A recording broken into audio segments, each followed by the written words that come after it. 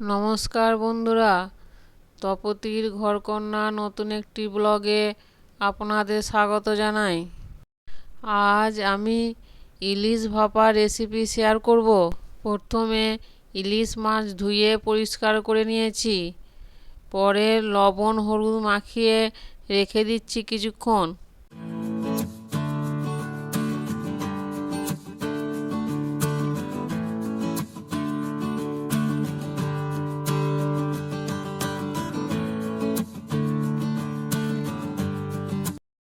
এবার মশলাগুলো রেডি করে নিচ্ছি। প্রথমে কালো সর্ষে, সাদা সর্ষে শুকনো মিক্সিং জারে গুঁড়ো করে নিচ্ছি। গুঁড়ো করা হয়ে গেছে। এবার 4টি কাঁচা লঙ্কা ও 2 চামচ নারকেল কোড়া দিয়ে আর অল্প জল দিয়ে একটা পেস্ট তৈরি করে নিচ্ছি। পেস্ট তৈরি করা হয়ে গেছে, একটা বাটিতে ঢেলে রাখছি।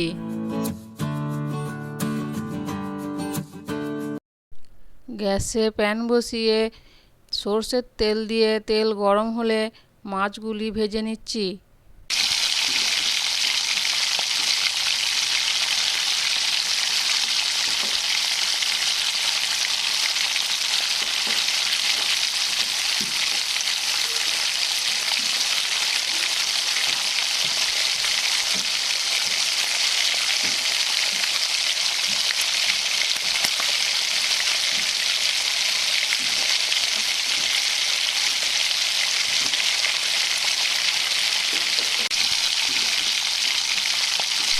আমার সব মাছ ভাজা হয়ে গেছে, একটি পাত্রে তুলে নিচ্ছি।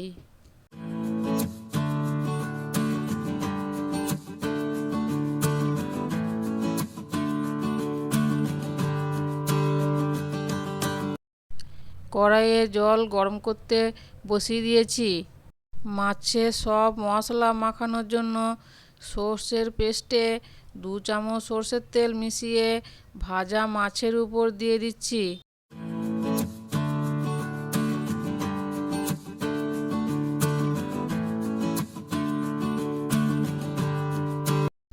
দু চামচ টক দই ভালো করে ফেটিয়ে নিয়ে মাছের উপর দিয়ে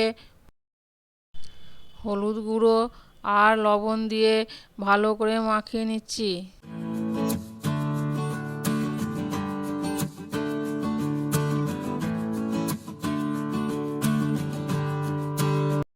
এবার উপর থেকে চেরা কাঁচা পাকা লঙ্কা ও মাছ ভাজা তেল ছড়িয়ে দিচ্ছি।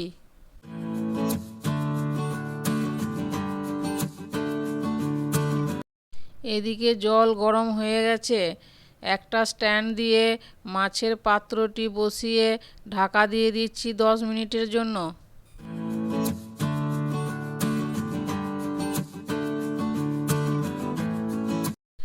10 মিনিট পর ঢাকা খুলে পাত্রটি নামিয়ে নিচ্ছি।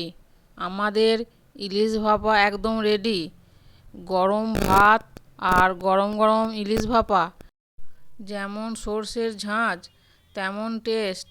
বন্ধুরা, এইভাবে একবার ইলিশ ভাপা বাড়িতে বানিয়ে খান, ভালো লাগবে। ভালো লাগলে অবশ্যই লাইক, কমেন্ট, শেয়ার ও সাবস্ক্রাইব করবেন। আজ এই পর্যন্তই।